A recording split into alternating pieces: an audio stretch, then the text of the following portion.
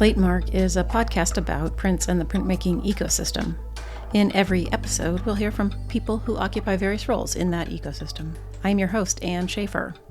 I'm an independent curator, and I work to promote prints and printmaking through this podcast, through organizing fine art print fairs, and organizing exhibitions. The goal of the pod is to demystify the world of prints and printmaking, which can be technically challenging, and to demonstrate the range of opportunities to work in this charming corner of the art world.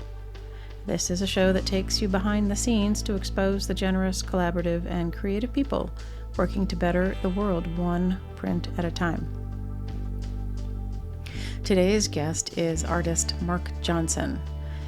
I wanted to talk to Mark because he, for a very long time, assisted Krishna Reddy in his studio and in teaching at NYU. Krishna Reddy is an artist who perfected the fine art of simultaneous color printing, also known sometimes as viscosity printing. And there was an exhibition, it must have been spring of 2025, at the Print Center in New York, curated by Sarah Burney, that looked at Krishna's output and really showed him to be incredibly imaginative and super thoughtful. And part of the exhibition was a video that Mark made showing just how it works, how simultaneous color printing works. And it's just amazing. It's over on YouTube. You can find it yourself. But I just thought, God, we should talk to him.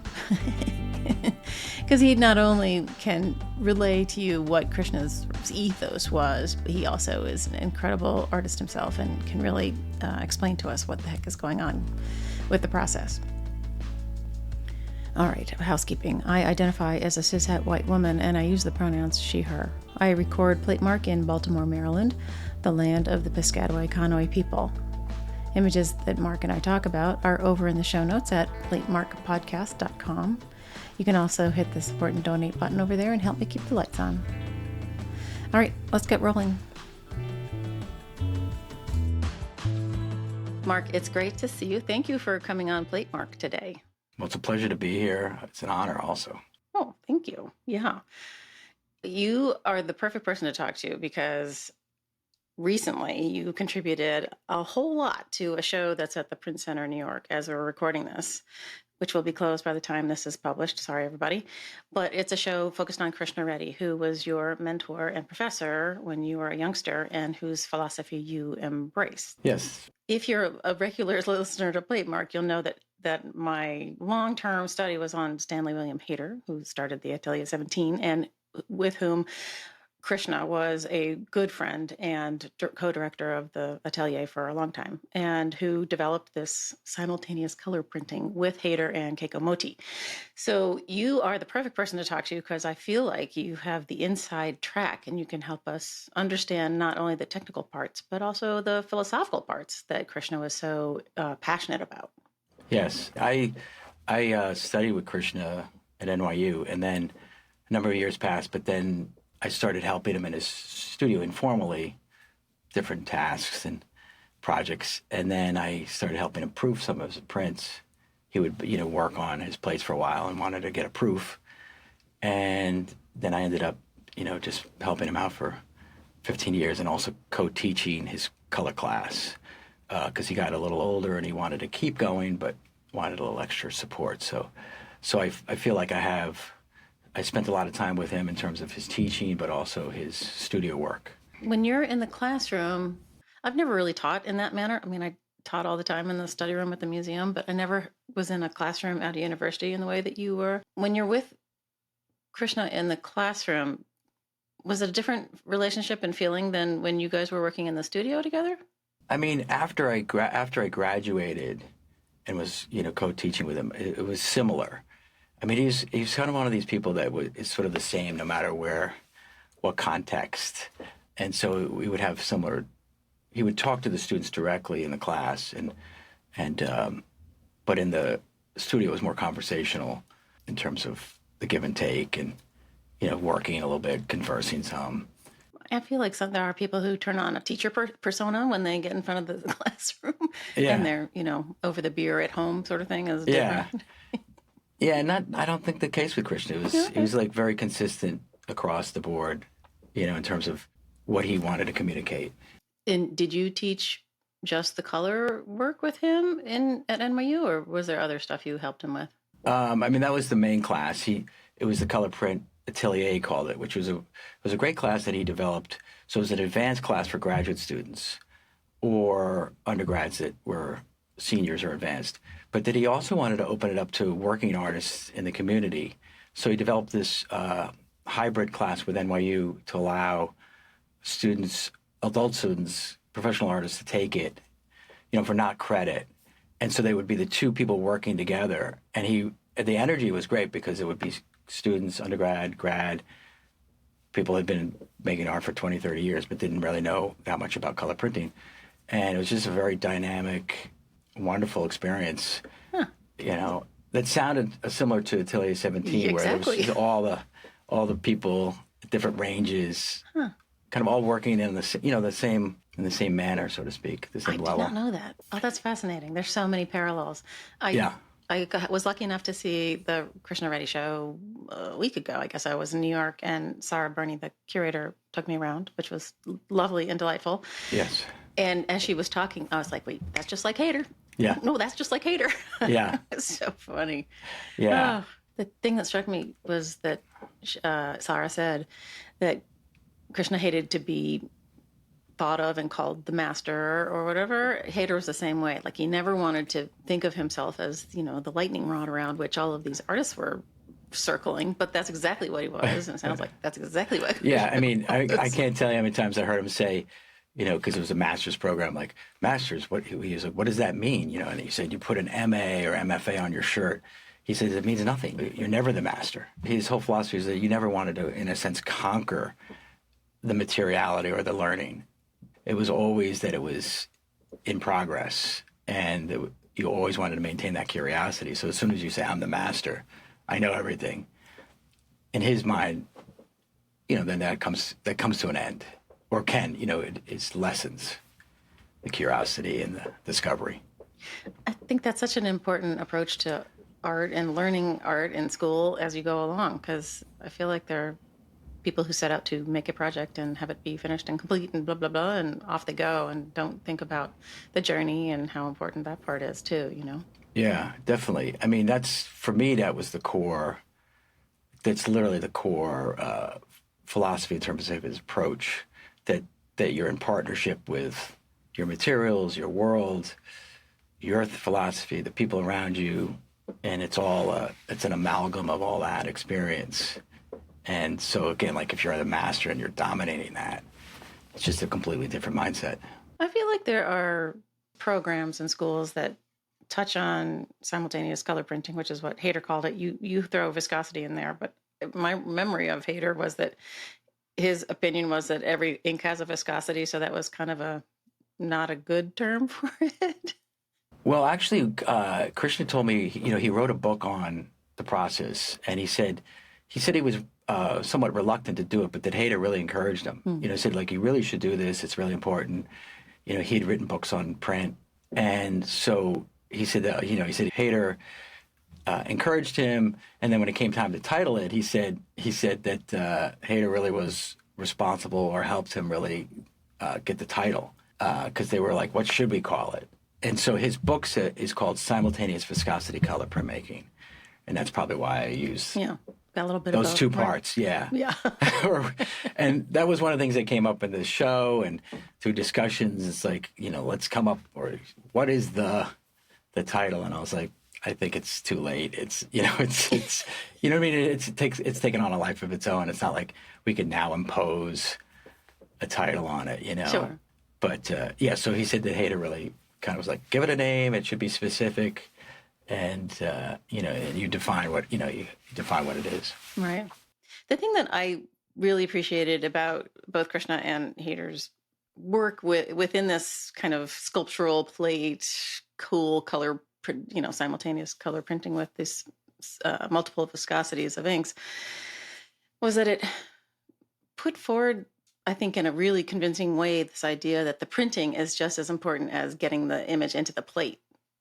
That in this scenario, they are much more equal halves than they are maybe, say, in a Peter Milton etching where you're, wiping it fairly tight with black ink and off you go, Yeah. Absolutely. Yeah. Yeah, I mean, that's the key thing. And I pointed this out. I had to write it, or I was asked to write an essay for the catalog they put together for the show. And it was the same thing. It was like, what should I write? And I was trying to channel Krishna essentially. And that was the key component, was that the printing was as important as the plate making, and that together they create the final piece. So he would always say like 50% plate making, 50% printing. Obviously the percentages could be different, but that they were both equally important. Is before you were saying Hayter and all that, and Krishna is, it was about reproducing what was on the plate, a one-to-one. So you didn't want to experiment too much with the printing part of it. It was more, you wanted to get an accurate of a representation of what was on the plate as possible. And with viscosity and all the stuff that happened during the 50s and onwards, it's about the printing influencing also the end result, or being a player, a major player. It was a long time before I saw one of Krishna's plates live and in person. I'd seen the prints go by, and I'm always doing the game that print people do, which is, how in the world did he do that? Yeah, I call it CSI printmaking. Exactly. Like, what the hell is happening here? And then you see the plates, and you're like, wait, just hold on 1 second. Yeah. So maybe we should start can you start at the beginning, and then we'll build up to what Krishna was doing? Because there's just way more going on in Krishna's plates than even Hayter's. Yeah. And when you say the beginning, well, I think, what do you mean by that? Yeah. So my promised deep dive to our listeners today is to fully understand what simultaneous color printing / viscosity color printing is, how it works, and how it came about, because it was a new, discovery in the late 40s, 50s, and then what artists have done with it. Yeah. I mean, my understanding at the beginning is like through Krishna, because that's who I was with, and, he explained it to me. And so there was a lot of discussions about that, and he talked about that a lot to his students, about how these things come about. And, he was in Atelier 17 working, and he said that there was a climate of experimentation. Everybody was experimenting, and everybody wanted to push printmaking past its sort of historical representational, kind of usage, like we were just talking about. This is, obviously artists have been using it artistically for many, many years, but kind of pushing it into a new realm, So he said that energy was there, and Hayter was promoting that. All the people were there were promoting it. It's the late 50s. He said Paris, there was a level of freedom, or a desire for freedom, artistic freedom, philosophical freedom.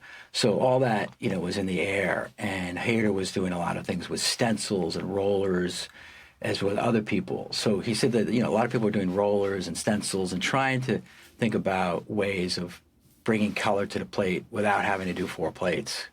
So that's the traditional way of doing it. Like, every plate is a color. That's very complex, abstract, takes time. And so this idea was like, could we bring everything to one plate, but still have multiple colors? So there's people who do printmaking, there's a lot of ways to do that. And so that was the energy. What Krishna did, his explanation of it, and along with all the other people that were there, was he had witnessed this, what he calls accident in the studio. It's there's a lot of different ways of looking at this. People have a lot of different stories. This is what he told me directly. He gave the story about how he was working one Sunday in Atelier 17. He said that was the day that the artist that ran the shop would work. So there was no students. It was just the artist. And he said he was working with his old French printer. And I loved how he described it. Old, this cut cape, the pouches. And he said he was very, very set in his ways. And he had some little tallow in his pocket that he would add to the ink. And he would give me this whole description of how set in his ways this guy. And he said he was rolling out these colors, again, like with the brayers.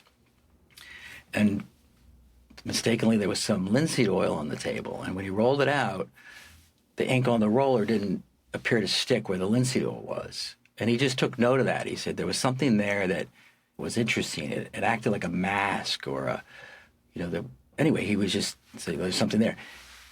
The old-time printer scolded him and said he was a messy printer and he didn't know what he was doing. And,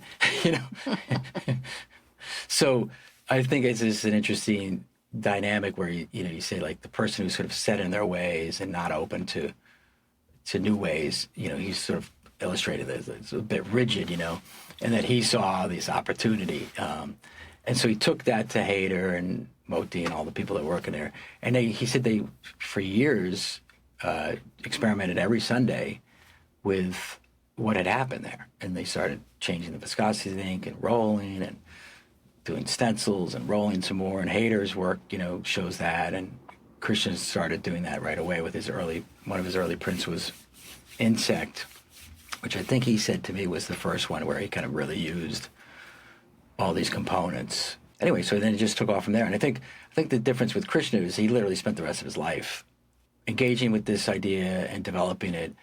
So in a sense, he gets a lot of the credit because it's just he spent so much time with it, So who invented it, how it got invented, I think is at this point to me less interesting than what happened with it, and how did it develop. Yeah, I mean the three gentlemen always get credit together. It seems like. I mean, I've never said, "Oh, Hayter did this thing," Yeah, no, but I just mean like it's I just mean like it's hard to really pin down any like who invented Aquatint, or photography. Yeah. Right. Yeah. Okay. So you made a video for the Print Center for this show, the Krishna Reddy show, which is really illustrative, I think, and worth watching. I'll include a link in our show notes so that people can find it easily. It's also in your Instagram bio. But can you tell us like the order of the oiliness to you reverse it? I was like, wait, what's happening here? I mean, so when the Print Center was putting the show together, obviously a core part of Krishna's professional career is this viscosity, developing viscosity. So they asked to make a video, and they said, you have 3 minutes. Oh. And I just thought to myself, how can I make a video about this process that's very dynamic and challenging to explain in 3 minutes? So I literally just channeled Krishna. So his first class that he teach color printmaking, viscosity printmaking, whatever you want to call it, he would talk about, the origin story similar to what I was talking about, but he would get into just the idea of changing the viscosities of ink. And viscosity is just the stickiness, how sticky the ink is. So that's like the term, it's the technical term for stickiness, if you want to, kind of put it into just basic language. So, and it's usual to, when you scoop a little bit of ink out of a can, that it's super, super, super tacky, and it's very usual to add some oil to loosen it up. Right? Yeah, plate oil, linseed oil. So again, exactly. So these are things that are happening already in the studios. And it's just a matter of like, what I said in the video was like, once you sort of see what can occur when you change the viscosities, then what they did was spend all this time trying to understand the parameters of that. And like I said in the video, just trying to say, if we mix these inks or if we change these viscosities, it's predictable, it's knowable, as opposed to when you take ink out of the can, one might be stickier or might be looser just because of the way they're formulated. The color, like yellows are generally looser than reds, and blues are very stiff generally in my experience. So they all have different viscosities just inherently. And so all that Krishna and Hayter and everybody was doing was just saying, like, let's put an amount in so we know what those viscosities are going to be. And then once we know that and we understand what happens when those viscosities interact, then we can predict that and we can use that in a kind of a controllable fashion, Is there a way to test the ratio of oil in an ink other than seeing how fast it falls off your palette knife? Yeah, I mean, there's the palette knife, but until you actually roll them over each other, it's hard to just predict it. But so what I did in the video was just basically show that concept, which is, so I mixed 3 colors, primary colors. One, I put a lot of linseed oil, and it's raw linseed oil, as opposed to cooked or plate oil. So raw linseed oil has no viscosity. It's like water almost. Okay. So when you put it into ink, it decreases its stickiness. It decreases its viscosity, so it's not as sticky. So I put quite a bit of linseed oil in the first color. That was yellow in the video. The second one was red, and I put a medium amount. This is the one that always is challenging for anybody, including myself. what's a medium amount, right? And that's the one always like, well, how many drops? And in the book, he tried to say drops. And it's really getting to know the inks you're using, getting to know what you're trying to accomplish, and then adding the proper amount. But I in the video, I mixed in some linseed oil in the red, mixed it, kind of got a feel for it. Then the last color was blue, and it's pretty much right out of the can. I didn't change it at all. So it's like the stiffest, most viscous, stickiest ink. I rolled them out on 3 little brayers, and then I rolled the yellow first, so that's the wet, very low viscosity ink. And I roll a red over it. And in the video, they don't seem like they're sticking to each other. So there's a solid yellow square, and then there's a red shape over that, and you're like, so initially you say, well, how does that happen? And I just taught a workshop as part of this exhibition also at Blackburn's, and I said, I'll do the same thing I did in the video, and I did it, and it's like everybody thought I, it was like a magic trick, And it's kind of interesting because you explain it, you see it, and it's still like, how is that happening? Like, it doesn't make sense. And so that's why in the video I showed, and Krishna did this all the time, he would roll the brayer back out on the glass. So he'd first roll them over on top of each other. They don't look like they stuck. So you say, well, they're not mixing. Then when you roll that brayer on the glass, they've mixed on the roller. Yeah, I saw that. So the upshot is the inks are always mixing.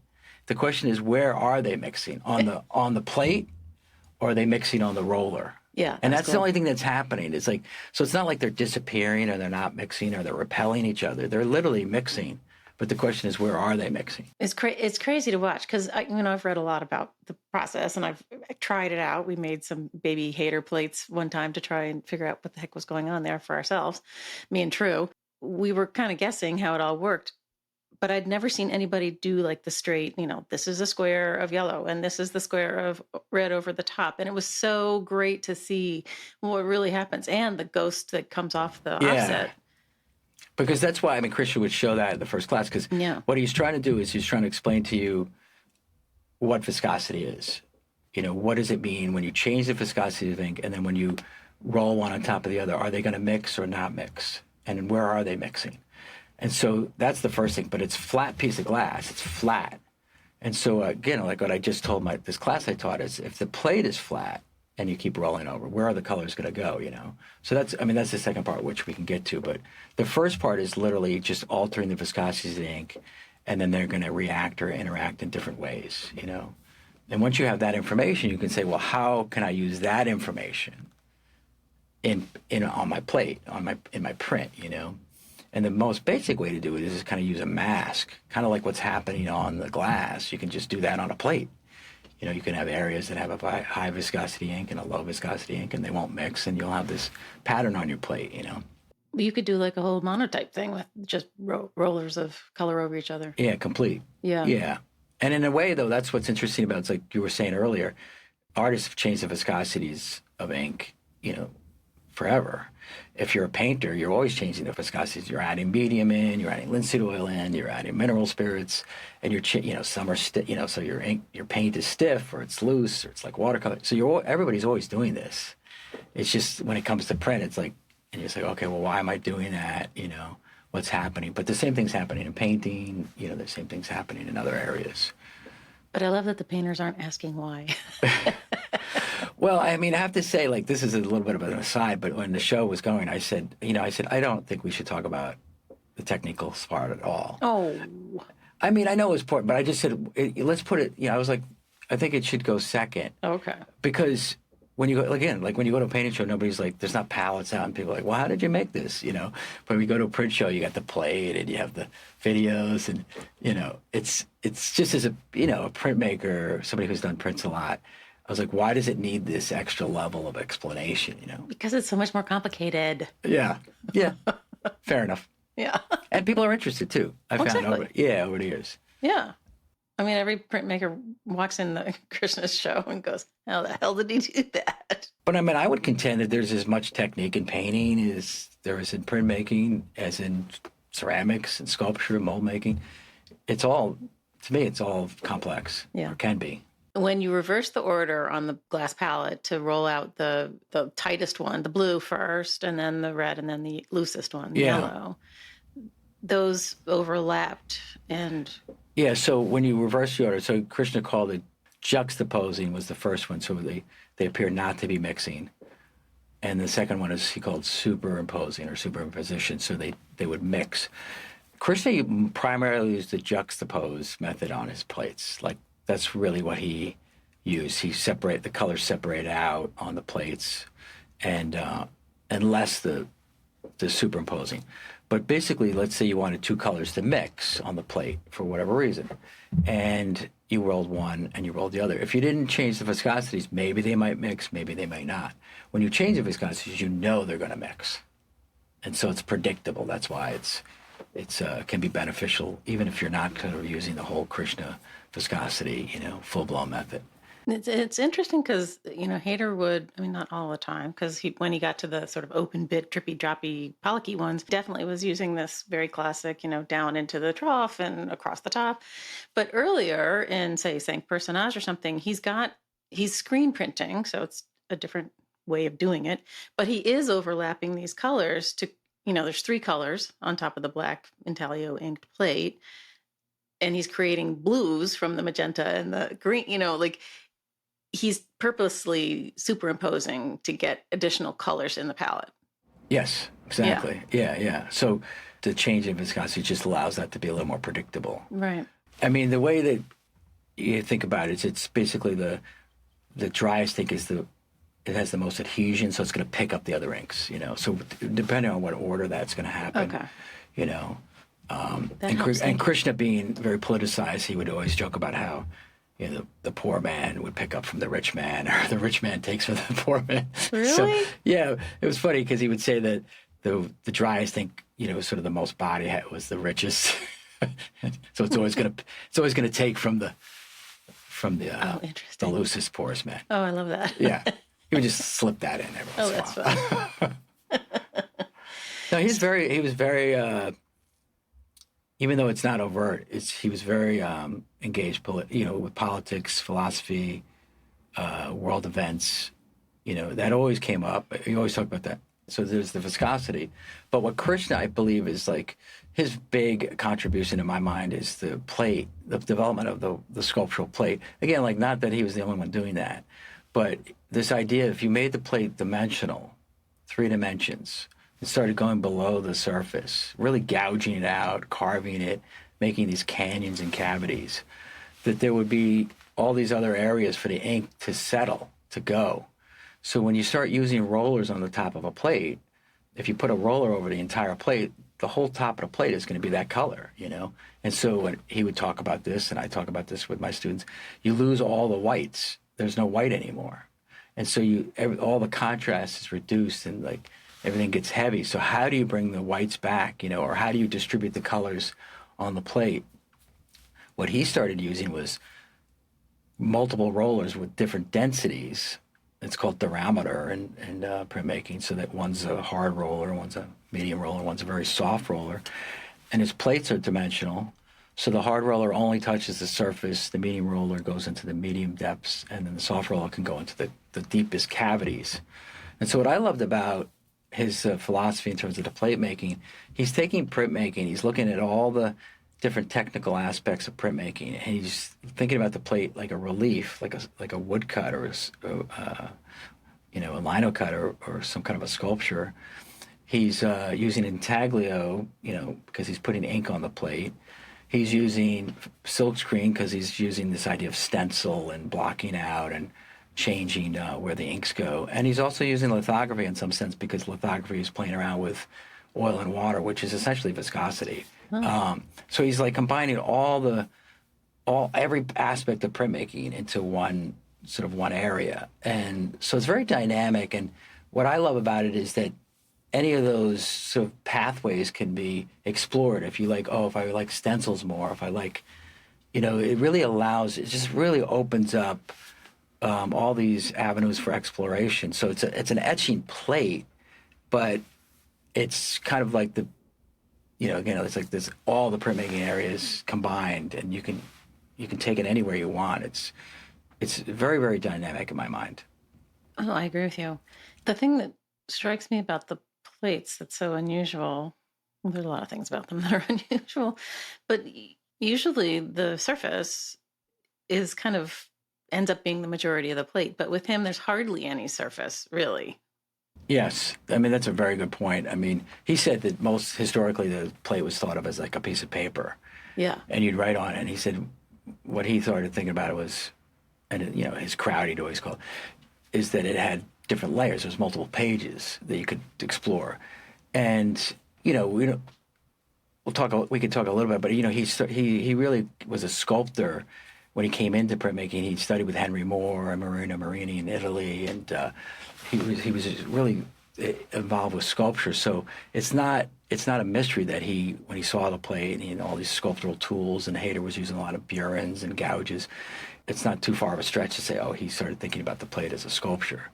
But what he did was with the sculpture was because of this viscosity development at the same time, there was this opportunity for the two to converge, you know, color printing, experimental plate making, and they all kind of came together at once for him.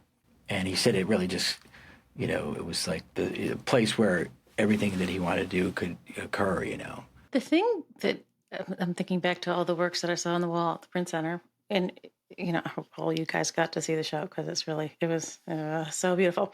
But like the imagery, they're so lacking in a defined line, that design of any kind. I mean, it's like almost like a pointillist or an impressionist picture, and there's just all of these kind of fingers of lines that waft in and out, and I wonder how predictable did he know what he was going to get when he stopped carving? Do you know what I mean? I mean, like, Yeah, he's doing a landscape and there's a sense of a landscape, but like, you can't really plan for what's going to happen when the rollers drop into the caverns. That's an excellent question. I mean, my sense is like, you know, he has a general direction he wants to go. Because again, this is what came out in his teaching.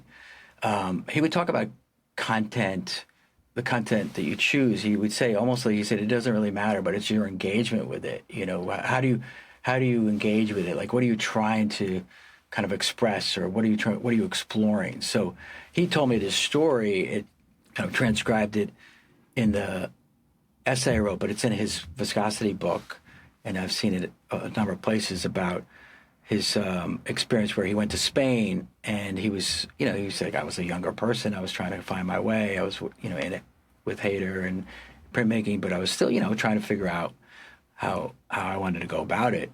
And he went to Spain, and he said he was by the ocean, and he just started contemplating a fish, he said.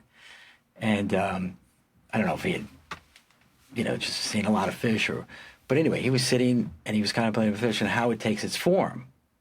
Why does it take the form that it takes? And he started thinking about all the forces that are on a fish, the water and the tides and the gravity. And then he started thinking about how the fish exerts itself. And like, why does the fish stop, you know, at that particular shape, you know?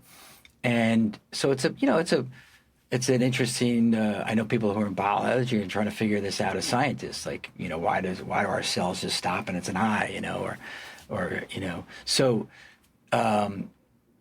anyway, so he started thinking about this, and he said he went back to the studio and he started exploring this idea of things coming into formation based on these forces. And he said that once he had that idea, he transferred to the actual materials. So you say all these materials, they have forces, they have personalities, they have their own desires, and you know, and they're putting their influence on you and the outcome of the image. So in his mind, it was these images are coming into being through him making them, but also all the other forces that are on him. So that's why he was such a proponent of engaging with materials, because he was like, the more you understand them and know them and work with them, you know, the more you can participate in them. It's not just, that's why he was against the master idea, because it was like, the master's like, I know these things and I'm going to make them do what I want, versus somebody's like, I'm participating in the outcome. And so I think that's why viscosity is so perfect for him, because it's literally the same thing. You put these rollers over and you're not exactly sure what's going to happen. And, you know, voila, there you have this image, and you're like, that's wonderful, you know, and it's partly your doing and it's partly the dynamic of the rollers, and it's partly the dynamic of the viscosity, but the end result is everybody participating, you know, all the materials and your sense of being and what you're trying to accomplish. So I think that's why all the images kind of follow that philosophy. They all are kind of coming into being and do, you know, at some point are galvanized as a print, but that's not necessarily their end. You know, they could keep going in a way, you know. And it's probably why when they put the show together, they realized, oh, he had done a lot of different proofs and all those series. He actually worked on this series in the 80s called The Great Clown. It's this massive plate. When I first saw it, I was like, how is this even rolled? You know, I was a graduate student, but he found out it was 2 plates. And so I just couldn't even imagine. But he said one summer, they just printed it and printed it and printed it, and they just made hundreds of prints, all different variations. And he said some Swedish collector got interested in it and bought them all, made a book. So there's a book at the show of all the prints. Not all of them, but, you know, 100 or something. That's a lot. And literally everyone's different. So you look at him, it's like, what is the one, right? And it's like, there is no one, absolute. He did edition his work, but it really, and he said, oh, he would always promote, and I think this was mainly because of the printmaking industry. He'd be like, oh, you can repeat it, it's repeatable. But I don't think it wasn't ever really about that, you know. It was about exploring materials and see what happens. Right. Like he even said, he said this so many times, and I just loved it. It just, what I love about, to me personally, what I loved about Krishna so much is that he had this way of making everything seem so possible. And he'd be like, just do it, you know, like, it wasn't like, so anything, even viscosity that was like something that seems really complex, he's like, oh, it's nothing. It's just some rollers and some ink, you know? And I just thought that was such a beautiful way of thinking about the world. It's just like, you just have to participate in it, and what happens, happens. You know, it's not like you're an innocent bystander, but like you're a participant in it, you know? And so he would talk about how he grew up in this small little village in southern India. He's like, and this is literally this is his biography. He would say, I grew up in a small village in India. Somehow I walked out. Yeah. And that's it. And he said, I went on my little journey. And so he was very humble about like what he did, and just was saying, I just did my little piece, you know, but it was my journey. And then he would say to the students, I'm showing you the ABCs. It's up to you to do what you want. So he always was very leery about like, oh, this is like a galvanized system, and this is how viscosity works, you know. And that's why he said he was reluctant to even write the book, but he did. And was that it was something that was in flux. Yeah, it's a framework, right? Yeah. No, definitely. I mean, it's a framework, but this idea that it's one thing. Yeah. Obviously, you can bracket it, and it's a number of things that are used. Not everything is viscosity printmaking, but the again, like what I was saying, it was like the philosophy of saying like, let's be open, let's see what happens, let's be experimental, you know, this kind of approach.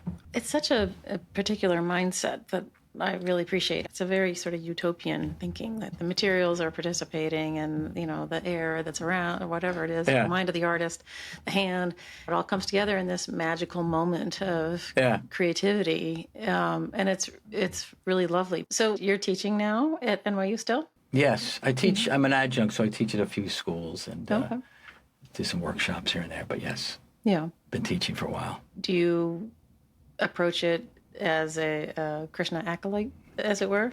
Definitely, because of my experience with him, working in the studio, co-teaching with him, I definitely incorporated lots of his approaches.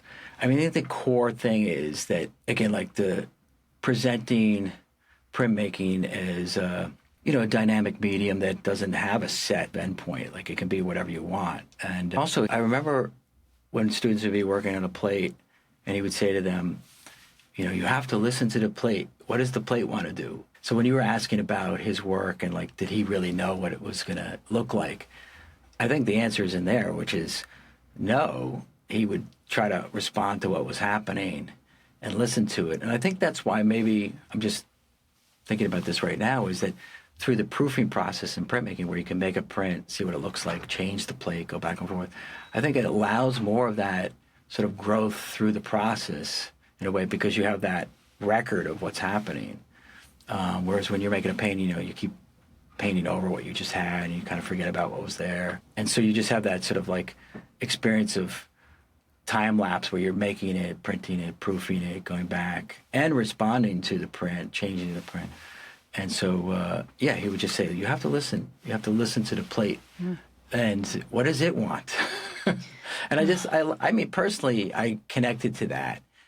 I try to incorporate that in my teaching, which is, content is important. It's all important. He would talk about this all the time. But your engagement is really what the important part is. And however you can connect. And I think the viscosity printing allowed that. It would be like this full engagement with materials. It's like a full-on engagement. If you ever went to one of his classes, everybody's participating, everybody's printing, super communal, like super supportive, And so it was like that whole experience, lends itself to that philosophy of the process and the other forces that are there, As you were talking, I kept flashing back to the plate. There's a couple, I think there's 2 plates in the show that you can look at. Of course, I want to be able to pet it. Yeah. And feel exactly how deep it all goes. But Sarah also borrowed from Judy, Krishna's widow, his Dremel kit, basically, which was completely crazy and wonderful. But it made me think, he's directly carving into the plate as opposed to Hayter, who would have done open biting. Yeah. To get to those depths. I mean, he did. I was with him much later in his life, so I don't know what he did for most of his plates.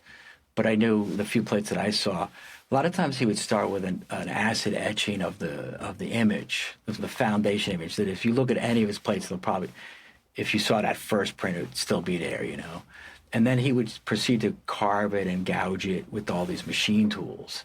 He did do some open bites and aquatints, but a lot of it was the machine tool. And so they had the ability to remove a lot of material pretty quickly so you get these sculptural. And then he really developed, instead of the deep bite, which has these sort of sharp edges, and if you look at a lot of viscosity prints, it has this sort of ring around. That's because of the deep bite. So he started doing these slopes, these gradients. If you like, I have some pictures that I took when I made the video. Oh, that we could, awesome. We could give it to you, but they're close-ups to see these gradients and these slopes and these different textures, and they all like catch the ink in just very unique ways. I think that's what gets so confusing. Like, I was coming at it from the Hayter angle, which was definitely this deep bite with the canyon wall and the edge, and it's intaglio ink, so you get this outline, and that all made really a lot of sense. And then I look at Krishna's prints, I'm like, what the hell is happening? Yeah, because it looked like there must have been 6 colors. Like, how many rollers are we doing, and what's sticking where? And I mean, it's so confounding. It really is. I mean, so we could probably talk about it forever. It's like, but could you really understand what's happening? And I think it's just a matter of thinking about, like, again, like the plate is layers and the ink is settling in different places and all these textures, just the way a roller and the ink sits on the roller and the way it responds to the surface that it's touching, it's just going to give you like a whole myriad of outcomes. And if you change the color of the rollers and how they mix, then you get even more outcomes. So it really is kind of exponentially more possibilities than one plate, one color, and then that's the outcome. And I hadn't really thought about him using stencils either, which makes sense if you have sort of bursts of, color in one area but not another. But yeah. I never considered the stencil on those. Well, he even came up with this idea. It's called contact. So you just roll out a slab of ink on the glass, and then you take the plate and you put it face down and you just pound the back of it. And whatever the high points are, the color sticks to. So there's a couple prints where they just have these yellow dots on the surface, and that's contact. Jesus. And he said that a lot of times. He said that every play for him was an exploration of trying something different. So yes, they have a similarity. Yes, he's using viscosity, but in his mind, what he was doing was like, oh, let me try this, machine head. Let me try this way. Or he was in Wisconsin for a little bit on a visiting artist thing, and the person wanted him to do photo etching. So he's like, okay. So that's the one of Apu crawling. Yeah. And so he's like, okay, I'll try that. So he was very open to all these different experiments. The through line is viscosity, meaning multiple rollers over a single plate. And then the outcome is, a full color print with just a single plate. I spent a lot of time looking at a lot of work by various members of the atelier over the last 10, 15 years. And I, I think for me, his are the most, back to the word confounding. Like I just could never quite figure out how the hell he did it. Yeah. I mean, I actually just saw a student at school, and then they had gone to the class. They had gone to the show, and they were talking to me about it. And they said, "Oh, the video! I like the video." They said, "Could you make a video about how he made the plates or explain that?" And I said, "Well, it's pretty straightforward. He had the machine tools." And he's like, "No, I can't. I still can't quite understand it." So, because I was around it, it seems pretty straightforward to me, relatively. But the plate making. But yeah, that's equally as experimental. And I think it doesn't get as much attention as the actual like sort of rollers and viscosity. But it really, like this workshop I just taught, I said, if you have an absolutely flat plate and you roll 3 rollers over the top, where are they all going? One's just going one over the top of the other. So you're either going to get just the one color where they all mix, or you're just going to get the one color where they didn't mix, But there's not going to be any variations. There's not going to be difference. The only way you can have that is by having a sculptural plate or, stencils or some way of distributing the colors in different areas. If you think about color separation, the traditional one, we have 4 plates. You could just think about the different levels of different plates that kind of stacked up on each other. But yeah, I mean, it's one of those techniques. Until you actually do it, it's going to remain fairly abstract. In a way, it's like anything. I don't know how to play violin, and it all seems a mystery to me, And even watching it doesn't I'm make sure it an happen. expert is like, yeah, it's no problem. Yeah. You just do right it. here. Yeah. That's funny. Yeah. But in terms of the teaching, I guess what I was getting at was with Krishna, he just would give all the students agency over their own direction and encourage that and just say, it's your way, it's your path, he'd always talk about how there's all, again, like these forces, your parents and society and this and that. And he goes, you have to figure out a way to, find your own way. And he said, if you could build that inner strength, he would talk about, if any of these storms come by or things, you can keep going because you have that inner strength and and determination of what you want to accomplish. That was the important message that he would try to give. So, you were doing viscosity, you were doing printing, but it was really encouraging students to develop their own philosophy to life, And he would talk about his, and again, from my experience, he would talk about his philosophy, but he was always very aware of not saying, this is the way. He would just be like, this is the way I did it. This is what happened to me, and you'll find your own way. You live part-time in Maine. Yeah, I mean, I used to spend a lot of time. I would go in the summers. I just had this experience, nothing I did, but my dad's best friend had gotten this property in Maine, this small island, and I would stay there in the summers. It was no electricity, running water, just totally drop off the grid, and it was quite amazing. So that's the main connection. My dad's from New Hampshire, and spending a lot of time in New England my whole life. So that's the main connection. Where'd you grow up? I was born in New York City, but grew up I say reluctantly, somebody took me to New Jersey for 15 years. No, I shouldn't be. I'm a big Bruce Springsteen fan, so. So I don't mean to laugh, but I grew up in Connecticut, right outside of the city, so I know exactly what you're saying. As soon as I became an adult, I was like, I gotta, live in the city, or I have to just be in the middle of nowhere. So that's how I've been kind of approaching it. I think it's just because the suburbs are neither one. And I've been in the East Village for, oh my gosh, the last 30 years. Oh, wow. Wow. When you were at Oberlin, you were a studio major? No, I wasn't. No surprise at Oberlin. Yeah. It wasn't a big art department, and they were pretty focused on silkscreen, which I feel like that's probably why I ended up going to print. But I don't know. I was in a liberal arts school, and I just thought that I should. I didn't see it as the major I would follow. Somehow, I majored in anthropology. Oh wow! Yeah, which I don't even know if it's a subject these days. It's pretty antiquated. Even at the time, it was definitely seen as very antiquated and Eurocentric. Yes, that's kind of like art history. Yeah. Yeah. No, but that was good also to know you kind of have that. What I really responded to was just these structures and these systems that we make as humans. I mean, I just found it fascinating. And I took an intro to anthropology class, and I thought, wow, this is really fascinating to me, and got really thinking about all these things we do as humans and all these things we've created. And, there were structuralists and functionalists and all this stuff. And I just found it really interesting. And, that's what and by next thing I know, it was a junior or whatever I had to declare. So I was like, let's do it, But I took a lot of class. I took calculus and I took physics. And I remember being in the physics class and the students are like, so you're a physics major? And I was like, no. And they're like, why are you in this class? It really was challenging, I have to say. But I felt like I just wanted to learn a lot of stuff, have a lot of experiences. I played in a band. I played, and so still together with these guys. It's great. Oh, what? Yeah. Your band is Oberlin guys? Yeah, we're still together. Oh my gosh. I mean, we've never put anything out officially. It's a ongoing, just experience. What kind of music? It's rock and roll. Yeah. It's fun. I joke about cool. People like, how come you didn't do more with music, like professionally? I said, look, I wanted to be an artist, and I said, there's only so much failure I can take. Oh. No, but I'm just saying, like, being an artist is very challenging, and everything is challenging. I'm not trying to say that anything's more challenging than that, but it's not a clear pathway, and so that's I decided to put my majority of my energy on art making. When you were doing your MFA at NYU, did you think teaching's my thing, or was that just sort of like the way to keep doing art? Well, actually, it was not what I was thinking about at all. But Krishna actually, he really encouraged everybody. He thought it was very important, and he would always say at the end of his class, he's like, Paul Klee would talk about teaching at the Bauhaus and how he learned 10 times more than the students, and he just thought it was very important.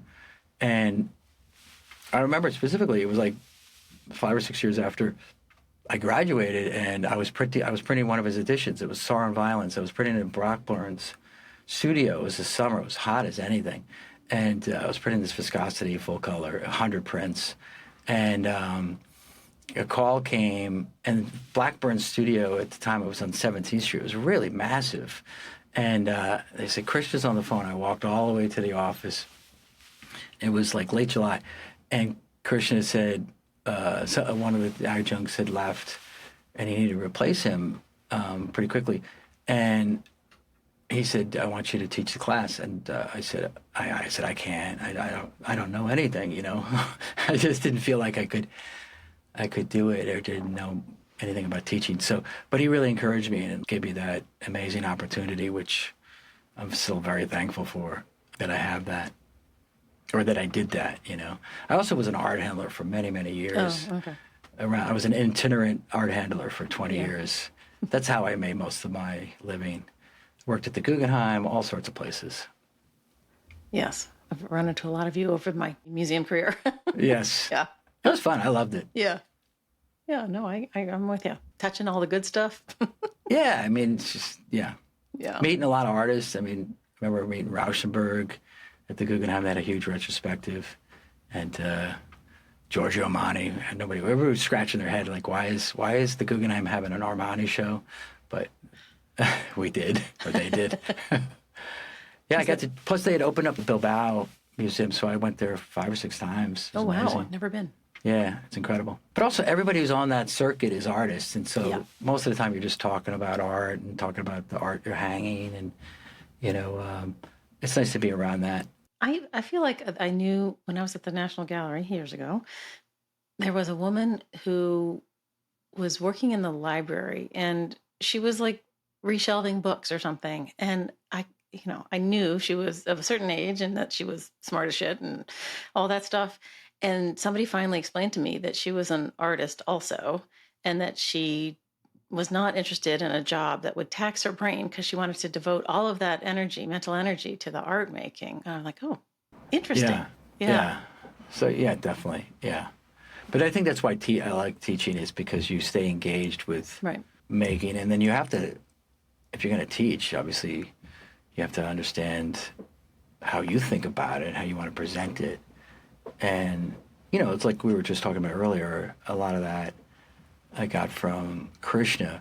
And I think what Krishna also was an expert in is like, everybody loved his classes, And so, I participated in him as a graduate student, but also when I helped him co-teach.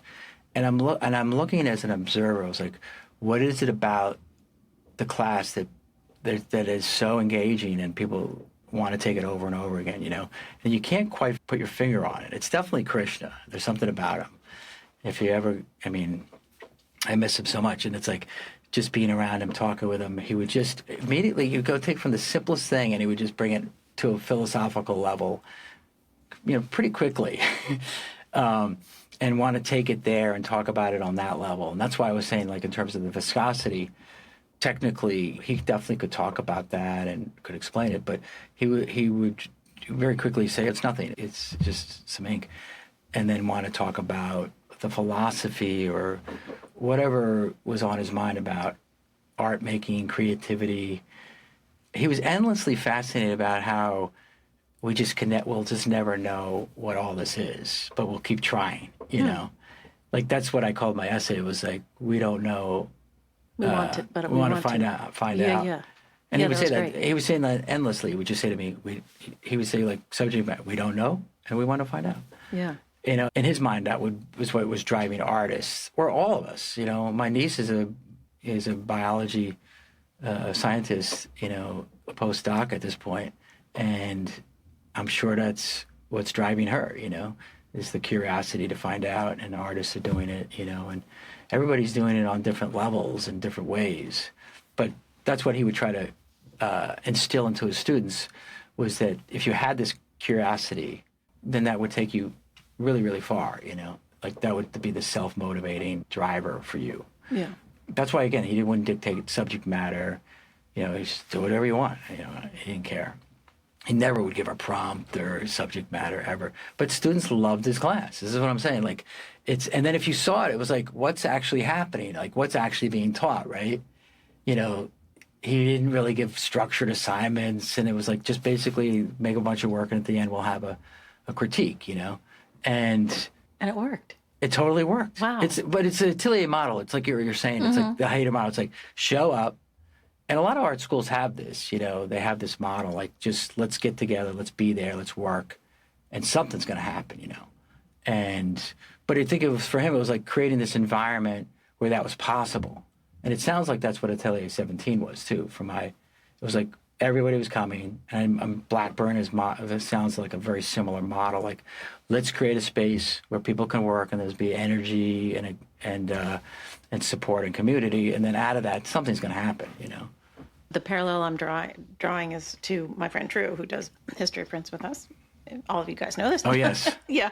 Definitely. And he teaches an intro to printmaking at MICA. And I go down and I do the, end of semester kind of, not critiques directly, but sort of show and tell, basically. Oh, yeah.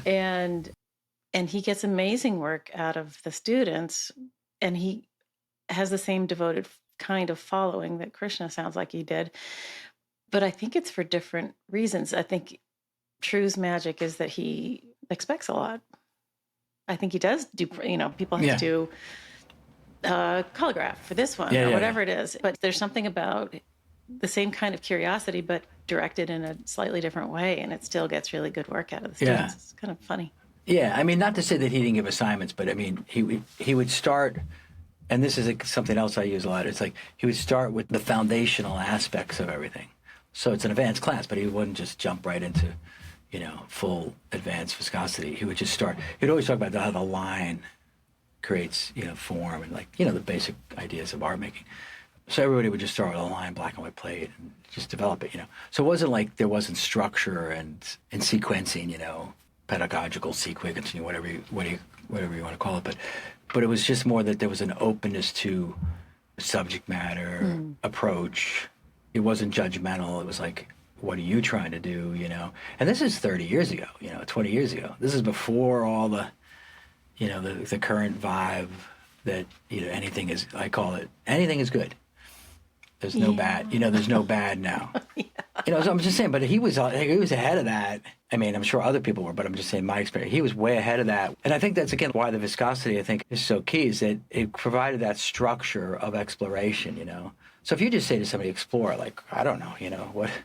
But if you say, okay, here's a bunch of things that we're going to structure for you, and then within those, you can explore. Right. And again, I think that's why the viscosity really worked well for teaching and exploration. A lot of people say, well, what do you, like they ask me or other people like, well, how much viscosity do you use? Like, what is, like, what do you continue on with? And I'm like, if you looked at my work, I haven't been using a full Krishna viscosity kind of setup for a little bit, but everything I'm doing is derived from what I learned from him, and the approach is coming out of that experience. So it's like I would never have made the work I'm making, I'm sure, had I not studied with him. So again, that's what he really wanted. He wanted people to just say, how do you want to go about it? What's your approach? Do you have a lot of Krishna Reddy prints in your collection? I printed 3 of his, so I have those. And then when he found out I was an art handler, I would help him pack things and go help him. Then I helped him. He did a second edition of his book. But I loved it. I loved it. He would call and he would say, Mark, is there any way on Thursday you could come? And I love it because I love to be there. It was just incredibly positive experience, fulfilling. Just to be there, talk with him. Sometimes he'd be looking for a print, and he had all these flat files of prints, and he'd take them out. He had these kind of old school print folders, and portfolios, marble paper, and he'd open them up and he'd be like, "Oh, when did I do this?" And then he would look at it and he'd talk about what he had done and what he had tried to learn from that print. And so it was a very amazing experience to have. And then, seeing how he thought about printing and how he thought about making the plate. So we would make the proof, and then he's like, I have to work on the plate a little more, and then come back, So he gave me a couple prints.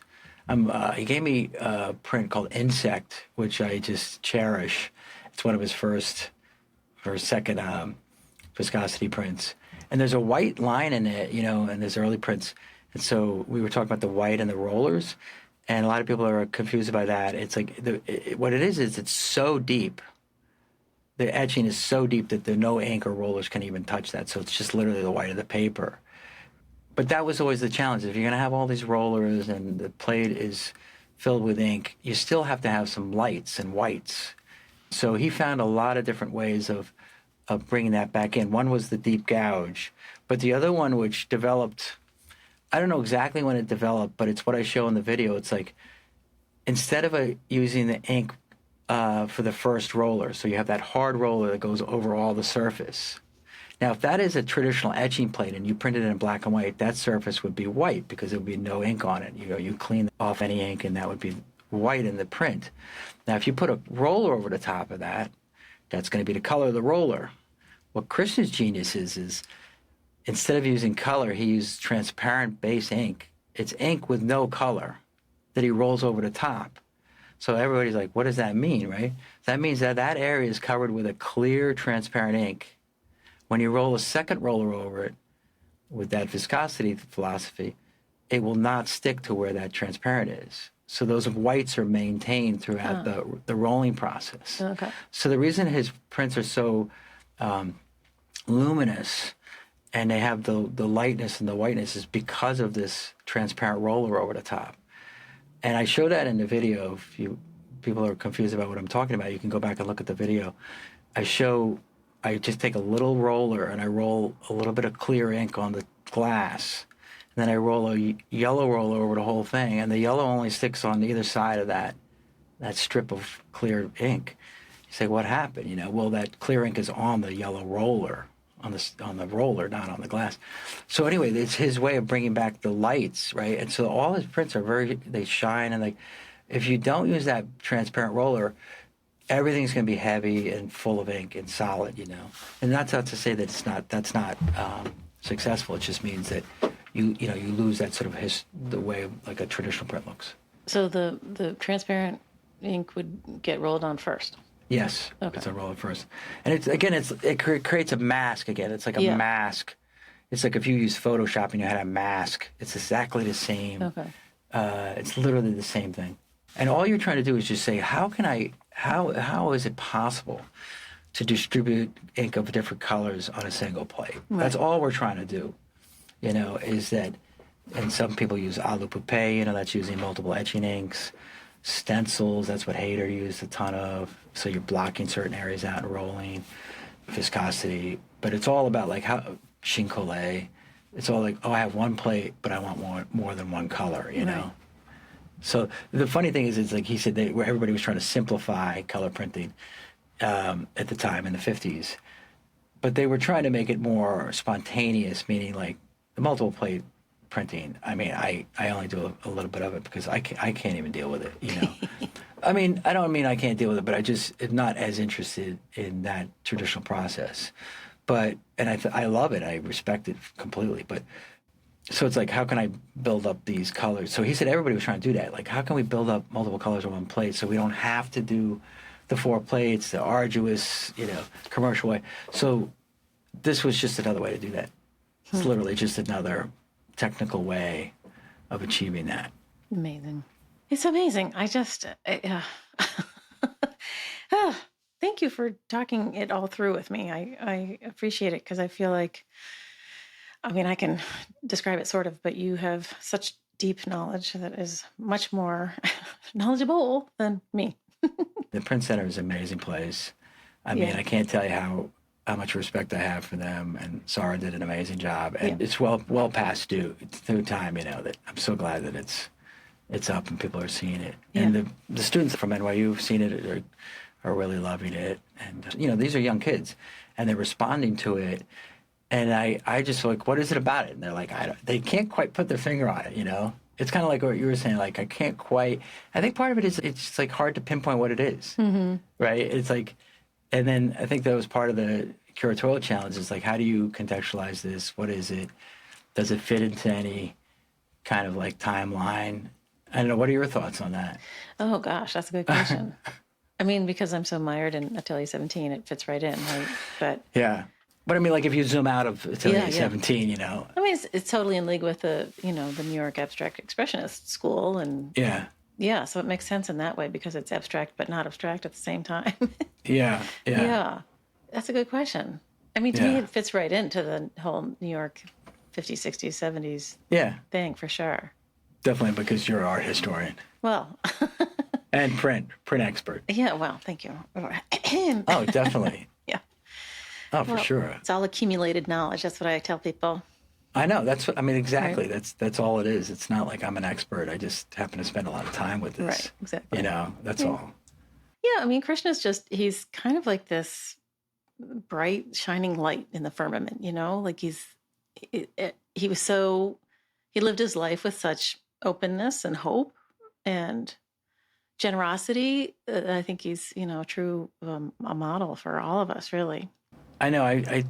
I'm glad you said that because, he would always say like, oh, you meet somebody, instead of just saying, I know who they are, you try to say, can I know who they are? He was against all these ways we categorize in a way, and it was more like, could you be open? And again, like that's what I was saying about the art making. It was like the same approach. And I think that's what's so beautiful about it. It wasn't like he just had an art approach. He had a life approach, and it was consistent across the board. So it wasn't just in art, I think about things this way. And that's why I was saying, I just loved, spending time with him because it was so refreshing for me, and then you go out into the other world, and, there's not a lot of that, there's that exists, but like you said, that hope and like always just endlessly saying there's the curiosity. Yeah, right? there's always a way. He would always be so down, like when you sort of see the negative side of humanity, but he was just like, well, there's a way, though. Maybe there's a hope, and that is like so needed. It's just beyond needed. And in the classroom, the community, his loft with Judy, it was a community. The Blackburns is a community. It's just a wonderful.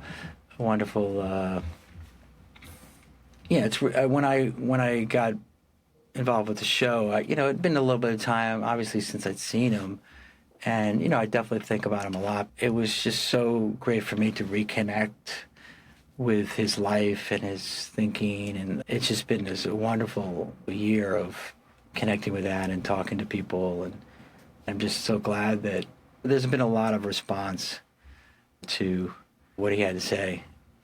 What he tried to do. An overdue show that is very welcome. You're very fortunate to have him in your mind and in your heart. Yeah. Yeah. Beyond. Yeah. Well, thank you for talking to me today about Krishna Reddy. He's one of my superheroes, and I'm just so glad we were able to do this. Yeah, me too.